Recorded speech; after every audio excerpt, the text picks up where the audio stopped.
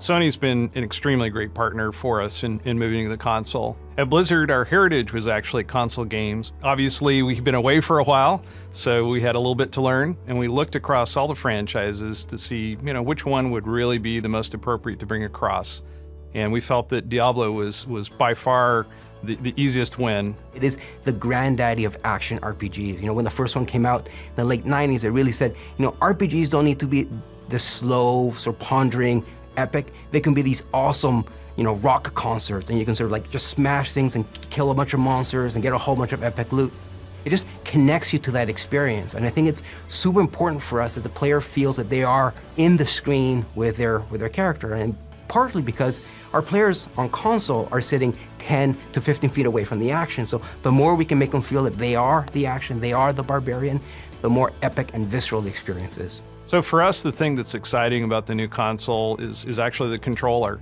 That's where it all begins. That's where you develop that relationship with your character on the screen. At Blizzard, we have this sort of philosophy that control is king.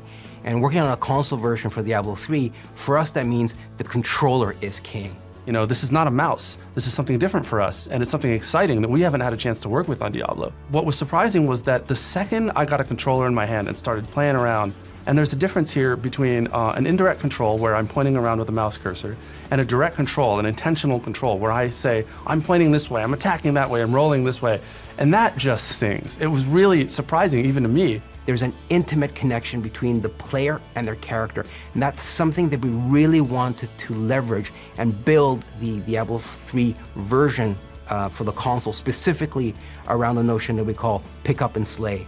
So on console, when you pick up the DualShock 4, when you flick the right stick, your character actually performs a sort of dodge move that is unique to the console. And we added that, I think, first because PlayStation players are going to have this expectation that as a console game, I should be able to do that. I should be able to have this cool sort of dodge mechanic, and we wanted to give them that. We also wanted to make sure that players had the ability to quickly reposition in combat, to give the game not just a cool action feel to it, but add a sort of tactical element to it, and it's worked out really well. One of the things that we're excited about with the controller is the touchpad. Diablo is a pretty deep game, and we don't like a lot of overload on the buttons. We wanted to keep it really simple so you can get to the things that you need to get to fast because you need to do it, because the monsters are pouring at you no matter what. We think the touchpad's going to give us a lot more opportunity to make that interface a lot easier. We now have a different way that the player can interact with the game. For a game like Diablo III that has a lot of sort of cool inventory things you're doing, you're equipping items, just the possibility of the trackpad is really exciting, and we really can't wait to dive into it and sort of make it as awesome as we can.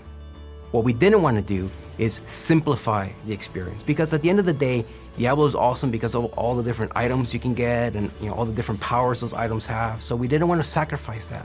What we wanted to do is streamline the experience so that players can decide when and how they wanted that level of information. So we really built the inventory and all our UI screens from the ground up. These are screens that are specifically designed to feel great when you have a DualShock in your hands and the way you navigate them. So we moved into a radial style menu that allows, first of all, your character to be nice and big on screen.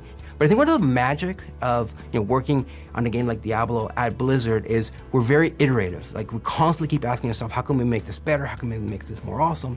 And our team, and so Jason Bender, had this really great idea for something we call the quick equip, which is without even having to open an inventory, you can just press up on the D-pad and quickly cycle through the items you've recently picked up and make a decision right then and there whether to equip it or not. So again, that's a great example of the way we wanted to streamline but not simplify the experience.